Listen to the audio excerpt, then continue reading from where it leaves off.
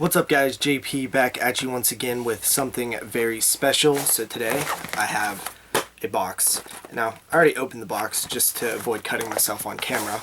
So this box is something very special. It's coming to us courtesy of USA Entertainment.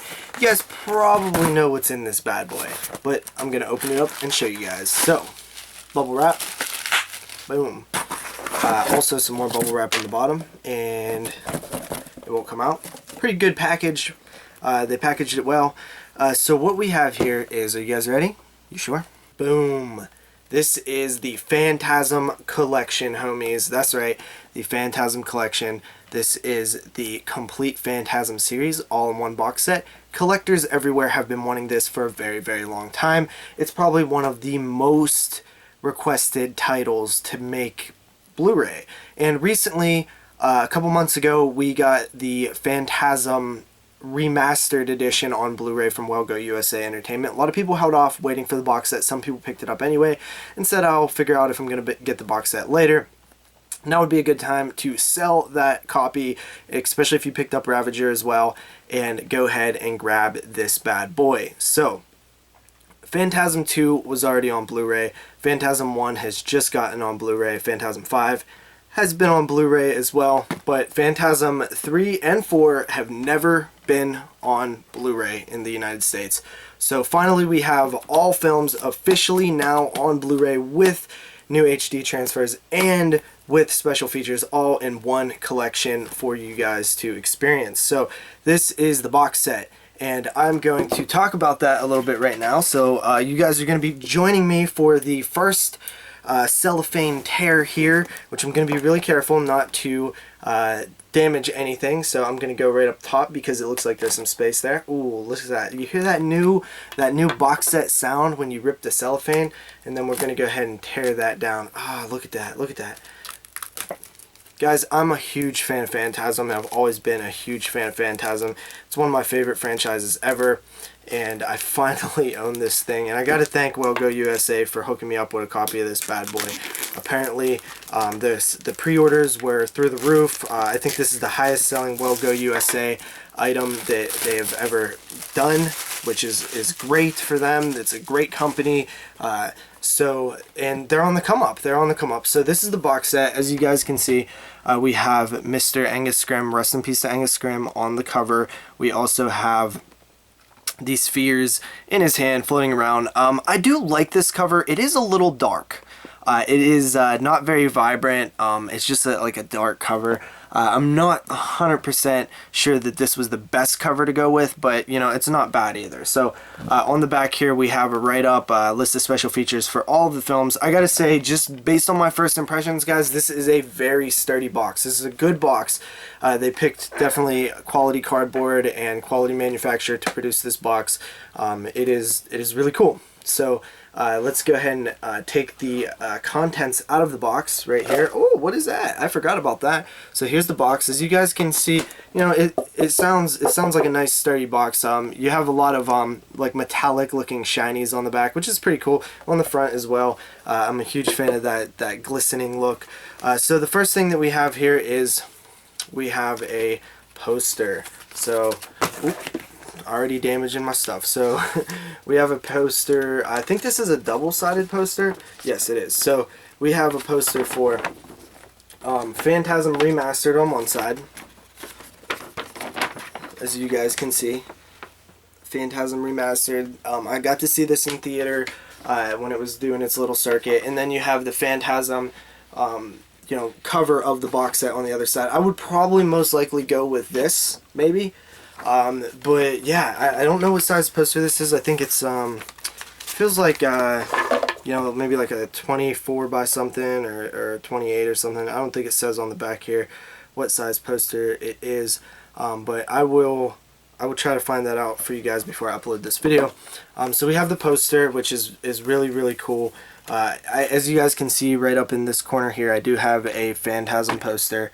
That's for Phantasm II, the Shout Factory version. So I'll hold on to this and maybe frame it up and put it somewhere else in the house. After that, we have a book. This is a heavy book. It is 120 pages. This book is pretty cool because the cover is actually the quote from the original Phantasm. Phantasm, the delusion of a disordered mind, a phantom, a spirit, a ghost, which I think is just super cool. Like that's just a cool way to kind of cover it. It looks like this is got pictures from all the films, a huge write-up. This is really cool. I'm not the biggest fan of books in releases. Like I barely ever read them. I'm just not a huge reader in general, but for the people who do like this stuff, it's always a nice addition. And then here, guys, we have the 5 Phantasm films. So we have Phantasm I. And as you can see on the spines here, it's just all of them say Phantasm, and they just have a Roman numeral up at the top to differentiate them. So we have Phantasm here, Phantasm 1, Phantasm 2, Phantasm 3, Phantasm 4, and Phantasm 5. Now, I do believe that these are reversible, so I'm going to take a look real quick. So I'm going to pop this bad boy open. They are reversible. Check that out. Gonna go ahead and flip these all around so I can show you guys. I'll edit out me flipping them though. Alright, I'm gonna show you guys something as we flip over the last one. So all the cases came like this. So as you can see, this is, you know, the hole. So you pop it open, and there's actually one of those like security tab things that you flip up. Alright, so let's get into the actual films included in the set. First up, we have Phantasm, which Phantasm is a film that came out in 1979. It is a film that was made over a long period of time, guerrilla-style filmmaking with director Don Coscarelli, Reggie Bannister, A. Michael Baldwin, along with, I always forget the last guy's name, but Bill Thornberry. It's a film that was filmed with friends over a long period of time. It has a very nightmarish quality. Basically, it follows a little brother who is concerned that his older brother is leaving him or abandoning him after their parents have died. One of their friends also has died, and it just seems like there's this creepy tall dude at the mortuary who's just going around and stealing bodies and different stuff like that, and you're just really kind of like, what the hell's going on with this guy? This, you know, guy's so mysterious, and there's these spheres that have blades and they fly and kill people, and then there's these little Jawa type creatures, by the way, which this film was being filmed as the time that Star Wars was, but Star Wars was released first. A lot of controversy involving the Jawas. I think it was just a coincidence from the information that I've heard. But yeah, I absolutely love Phantasm. It's one of my favorite films of all time. It's just a fun movie to watch. It's scary. I've now seen it multiple ways. I've seen it on DVD, I've seen it on VHS, I've seen it on TV. Monster Vision was one of the first times that I've seen Phantasm. I've seen it at a drive-in on 35mm, and I've seen it in HD remastered in the theater. So I've literally seen this film in more ways than any other movie that I've ever seen. I absolutely love Phantasm. It is a fantastic movie, and I watched the other version that they put out by Well Go USA.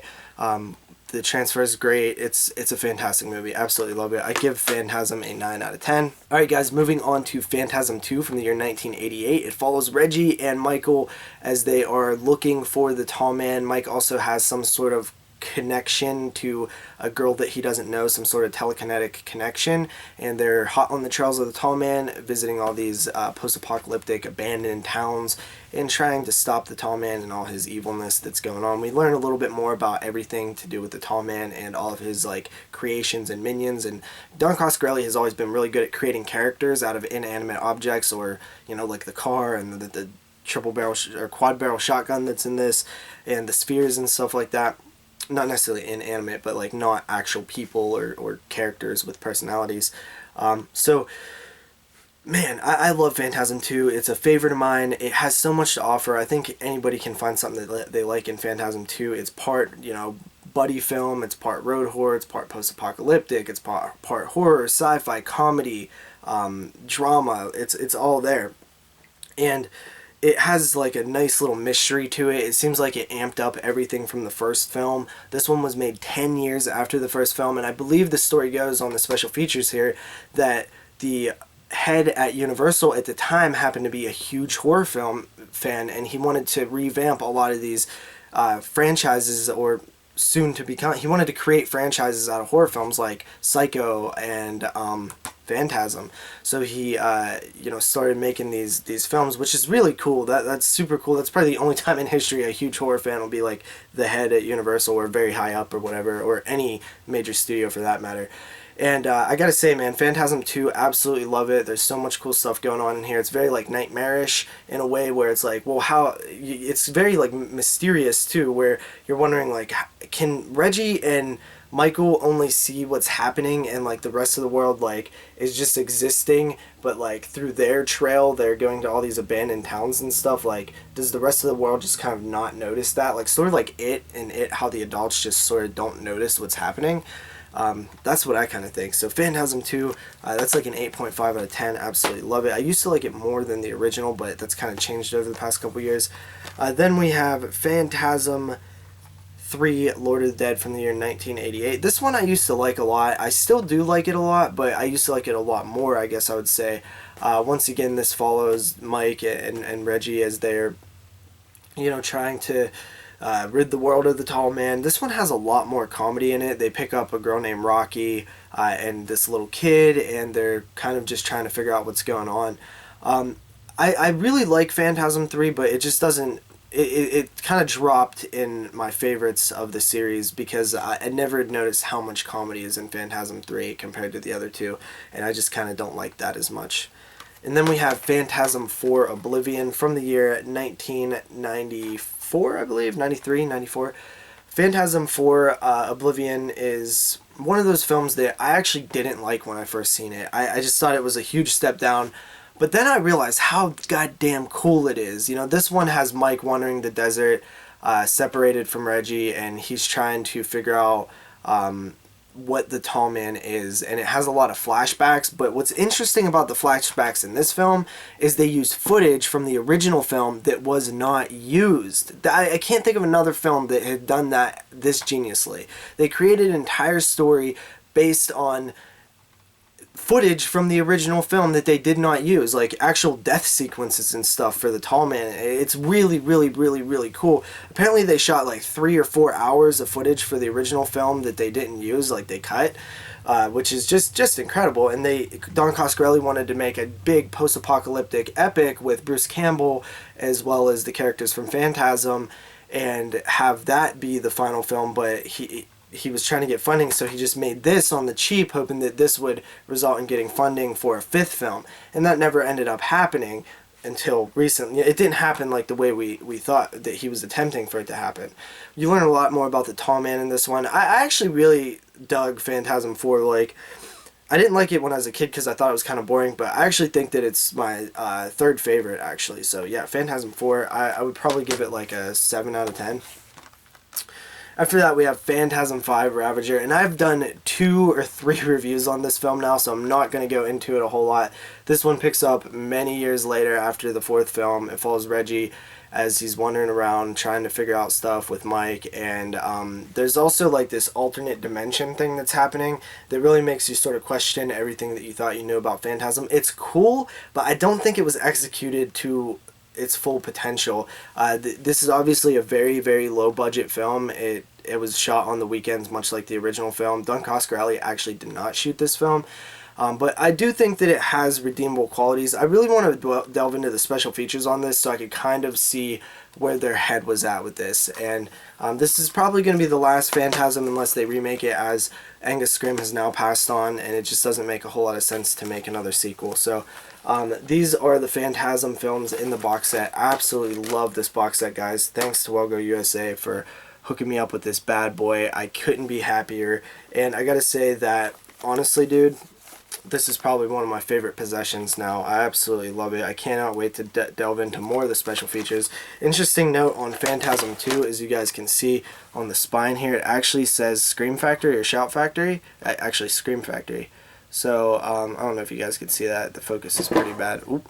But this is interesting because that means that Scream Factory had to sub-license this out to Well-Go USA, which is very interesting. And I noticed that Scream Factory is doing that again with the Empire box set from Charles Band.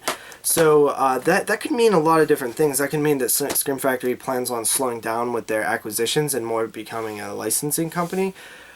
for the Scream Factory side of things. I doubt they'll completely stop, but I could see them going more contemporary films and then maybe licensing out other films for box sets and stuff that they own. Who knows? Anyway, guys, that's going to be it for the box set. I hope you guys enjoyed this video. Please rate, comment, subscribe. I absolutely love you guys. You guys inspire me to make this channel, and I'm going to be going full force in 2017. Look forward to a lot of changes to my channel and a lot of more videos and different things that you guys should enjoy. So peace out.